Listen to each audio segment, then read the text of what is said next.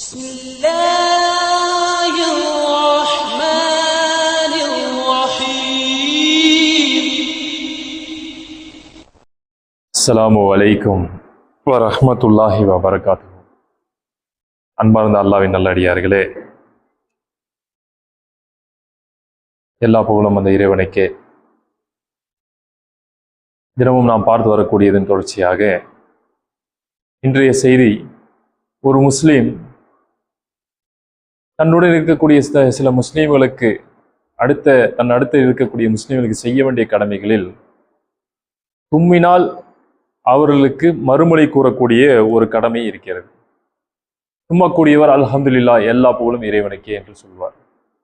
அதை கேட்கக்கூடியவர் அருகாமையில் இருக்கக்கூடியவர் யர்ஹமுக்கல்லாஹ், அல்லாஹ் உங்களுக்கு அருள் புரியட்டும் என்று சொல்லுவாங்க.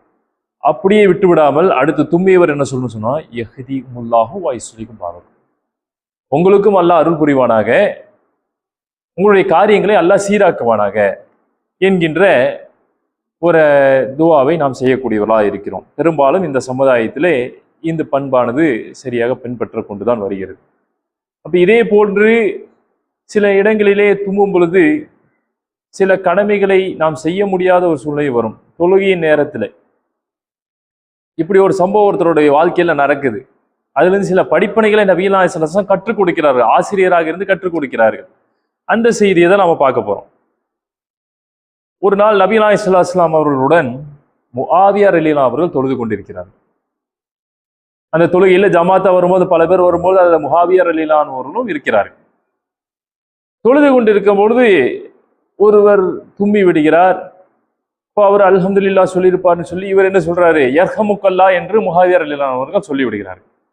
உங்களுக்கு அல்லாஹ் அருள் புரியட்டும். இப்போ நம்ம தொழுகையில பெரும்பாலும் பேச மாட்டோம். இப்போ இந்த சட்டங்களின் அடிப்படையில அவர் யர்ஹமுக்கல்லான்னு சொல்லி விட்டோனே அங்க இருக்கக்கூடிய மக்கள் எல்லாம் அவரை பாரதூரமா பாக்குறாங்க, விரிச்சோடி பாக்குறாங்க, விரிச்சு விரிச்சு பார்ப்பாங்கன்னு சொல்லுவாங்களே, அந்த மாதிரி பாக்குறாங்க. பார்த்த உடனே இவருக்கு ஒரு அச்சமாயிருது. இவர் உடனே அந்த தொழுகையிலே கேட்டுறாரு, என்னை ஏன் இப்படி பார்க்கிறீர்கள், என் தாய் என்னை இழக்கட்டும்ட்டாங்க, என்ன நான் என்னோட தாய்க்கு இல்லாம போகட்டும் அப்படின்னு சொல்லி என்னை ஏன்பா இப்படி பாக்குறீங்க அப்படின்னு அந்த தொழுகையிலே கேட்கவும் செஞ்சிடறாரு. கேட்ட உடனே மக்கள் அவரை என்ன பண்றாங்க, தங்களுடைய தொடைகளில் அடித்தபடி, அதாவது அவரை அமைதியா இருக்க சொல்றபடி அவரை அமைதியா இருக்க சொல்றாங்கிறது அவருக்கு புரிய வச்சிடுறாங்க. அவரும் புரிஞ்சுக்கிறார், நம்மள அமைதியா இருக்க சொல்றாங்க, தொடைகளை தட்டுறாங்க அப்படின்னு சொல்லி. உடனே இந்த தொழுகை முடிந்த உடனே நபிகள் நாயகம் ஸல்லல்லாஹு அலைஹி வஸல்லம் அவர்கள் என்ன செய்யறாங்க, முஆவியா அவர்களை பார்க்கிறார்கள். இப்போ ஒரு தப்பை செஞ்ச உடனே அடுத்தது மாட்டிக்கூடிய சந்தர்ப்பம் என்ன, அவரை நேரடியாக சந்திக்கும் போது இப்போ என்ன பண்றாங்க, சலாம் கொடுத்து முடிச்சாச்சு, முஆவியா ரலியல்லாஹு பார்க்கறாங்க, நம்மளை அடிச்சிருவாங்களோ திட்டிடுவாங்களோ என்று மனசுக்குள்ள ஏகப்பட்ட கற்பனை ஓடிட்டு இருக்கு. இவரு நபிகள் நாயகம் ஸல்லல்லாஹு அலைஹி வஸல்லம் போறாரு, என் தாய் தந்தை உங்களுக்கு அர்ப்பணமாகட்டும் அப்படின்னு சொன்னோனே நபிகள் நாயகம் ஸல்லல்லாஹு அலைஹி வஸல்லம் தன்னை ஏதாவது திட்டுவாரோ அடிப்பாரோ என்ற அச்சத்துடைய போகக்கூடிய அவர்களிடம் நபிகள் நாயகம் ஸல்லல்லாஹு அலைஹி வஸல்லம் போன்ற ஒரு ஆசிரியர் வேற யாரும் இல்லை என்று சொல்லக்கூடிய அளவிற்கு, இதுக்கு முன்னாடி நான் அவரை போல ஒரு ஆசிரியரை பார்த்தது கிடையாது, இதற்கு பின்னாடியும் நான் அதை போன்ற ஆசிரியரை பார்த்தது கிடையாது என்று சொல்லக்கூடிய அளவுக்கு என்ன செய்யறாங்கன்னு கேட்டீங்கன்னா, முஆவியா ரலியல்லாஹு அவரை அழைத்து, தொழுகை என்பது பேசுவதற்கான நேரம் கிடையாது, இப்படி சொல்லித்தாங்க. தொழுகைங்கிறது பேசுறதுக்குரிய நேரம் கிடையாது. தொழுகை என்பது அல்லாஹ்வை துதிப்பதற்காக, அல்லாஹ்வை பெருமைப்படுத்துவதற்காக, குர்ஆன் வசனங்களை ஓதப்படுவதற்காக. அப்ப இந்த இடத்துல நல்லா சிந்தித்து பாருங்க, குர்ஆன் வசனங்கள் ஓதப்பட வேண்டும், அல்லாஹ்வை துதிக்க வேண்டும், பெருமைப்படுத்த வேண்டும், இதுதாங்க தொழுகை. இதை தவிர வேற எதுவும் செய்து விடாதீர்கள் என்று அருமையான முறையிலே அவர்களுக்கு என்ன சொல்லி தராங்க, ஒரு பாடம் எடுக்கிறாங்க. அப்போ முஆவியா ரலியல்லாஹு தன் வாழ்நாள் முழுக்க இதை போன்று எனக்கு ஒரு ஆசிரியர் இருந்ததே இல்லை என்று சொல்லக்கூடிய அளவுக்கு பாடம் எடுக்கிறாங்க.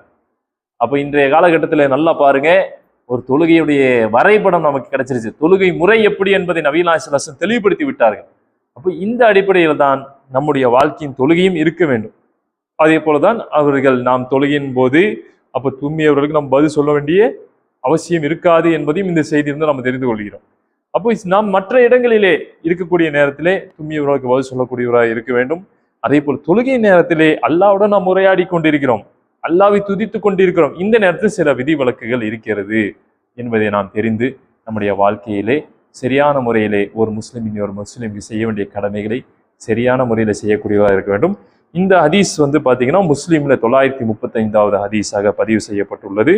ஆகவே இந்த செய்தியின் மூலமாக நம் வாழ்வில் நல்ல ஒரு வகையிலே அல்லாஹ்வை தேடக்கூடிய வரிசையிலே நம் வாழ்வில் அதிகமாக கல்வியை கற்றுக்கொள்ளக்கூடிய ஒரு வரிசையிலும் நம்மை அல்லாஹ் ஆக்கியர்வானாக என்று பிரார்த்தித்துக் கொண்டவனாக என்னுடைய இந்த உரையை நிறைவு செய்கிறேன். வாஹிர் தாவனான் அல்ஹம்துலில்லாஹி ரப்பில் ஆலமீன். அஸ்ஸலாமு அலைக்கும் வரஹ்மத்துல்லாஹி வபரகாத்துஹு.